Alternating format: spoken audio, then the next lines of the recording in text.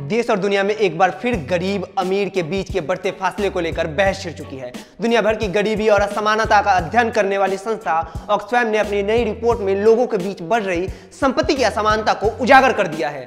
इस रिपोर्ट का एक पहलू ऐसा भी है जिसे हम और आप अक्सर नजरअंदाज कर देते हैं, और यह है दुनिया में महिलाओं के साथ हो रहे आर्थिक भेदभाव के बारे में। इस रिपोर्ट के आंकड़ों से पता चलता है कि कैसे महिलाएं गरीबों में भी सबसे गरीब हैं। महिला चाहे मजदूर हो या कोई कारोबारी, उसकी संपत्ति पुरुषों के मुकाबले कम ही रहती है। इस रिपोर्ट के मुताबिक महिलाओं को एक ही जैसे काम करने के लिए अपने पुरुष साथी के मुकाबले कम या फिर ना के बराबर भुगतान किया जाता है। साथ ही संपत्ति अर्जित करने की रेस में भी महिलाएं पुरुषों के मुकाबले पीछे रह गई हैं, लेकिन इसमें उनकी कोई गलती नहीं है। गलती तो इस आर्थिक व्यवस्था का संचालन कर रहे उन पितृसत्तात्मक मानसिकता वाले पुरुषों की है जो महिलाओं को कम आंकते हैं। महिलाओं का यह हाल जैसा दुनिया में है वैसा ही भारत में भी है। रिपोर्ट बताती है कि ग्लोबल जेंडर गैप 2018 में इंडिया शर्मनाक 108वें पायदान पर है। इस रिपोर्ट के मुताबिक भारत देश में जिन 9 लोगों के पास 50% गरीब आबादी जितनी संपत्ति है, उनमें एक भी महिलाएं नहीं हैं। इस रिपोर्ट से पता चलता है कि दुनिया भर की महिलाएं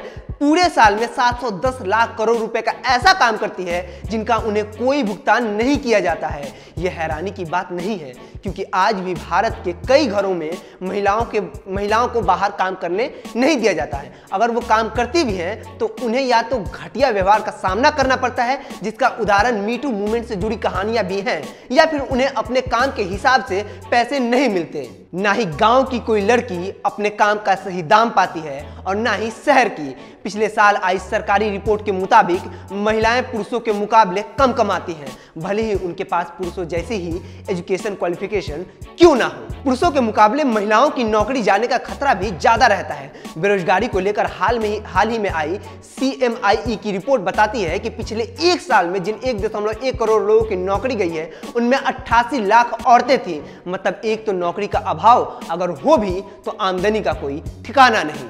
महिलाओं का यह शोषण किसी नौकरी या मजदूरी तक नहीं रुक जाता है। जिस घर में वो पैदा होती है वहां भी उसे भेदभाव का सामना करना पड़ता है। इस पितृसत्तात्मक समाज में लड़कियों को केवल बोझ समझा जाता है। शादी के वक्त गैर कानूनी दहेज प्रथा को तो प्रैक्टिस किया जाता है, लेकिन कानूनन मिलने वाले जायदाद के हिस्से से वंचित कर दिया जाता है। पराये धन का चोला उठाकर घर के धन से मुक्त कर दिया जाता है। कानून होने के बावजूद भी महिलाओं को ना तो मायके से कुछ मिलता है और ना ही ससुराल से। अब आपको एक और हैरान करने वाला आंकड़ा देता हूं। जैसा कि मैंने पहले बताया कि भारत में काम करने वाली ऐसी बहुत सी महिलाएं हैं जिन्हें अपने काम की कीमत नहीं मिलती है। ऑक्सफैम की रिपोर्ट के मुताबिक भारत की महिलाएं घर और बच्चों की देखभाल जैसे बिना भुगतान वाले जो काम करती हैं, उसकी वैल्यू देश की GDP के 3.1% के बराबर है। अब सोचिए, जब महिलाओं का देश और दुनिया में ये हाल है तो आखिर ट्रांसजेंडर इस सीढ़ी पर कहां खड़े होंगे।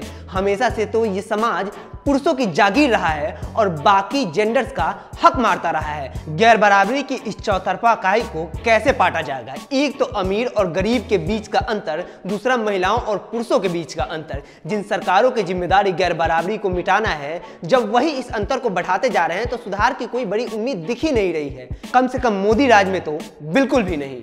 Press the bell icon on the YouTube app and never miss another update.